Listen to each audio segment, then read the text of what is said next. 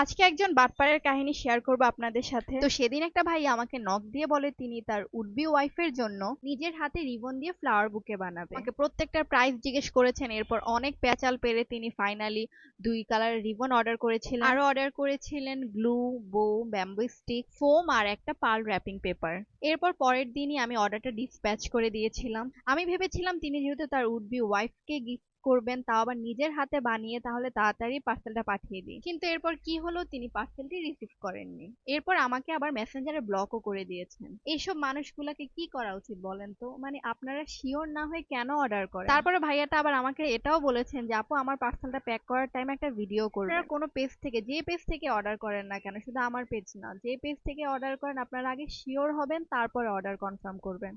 আমার মতো যারা স্মল বিজনেস ওনার আছেন তারা জানেন যে প্রত্যেকটা পার্সেল আমরা কত ভালোবাসার সাথে প্যাক করি, কতটা এফোর্ট এন্ড টাইম নিয়ে একটা পার্সেল প্যাক করা হয়। তো আপনাদের কাছে একটাই রিকোয়েস্ট থাকবে যে আপনারা আগে কনফার্ম হবেন, তারপরে অর্ডার করবেন।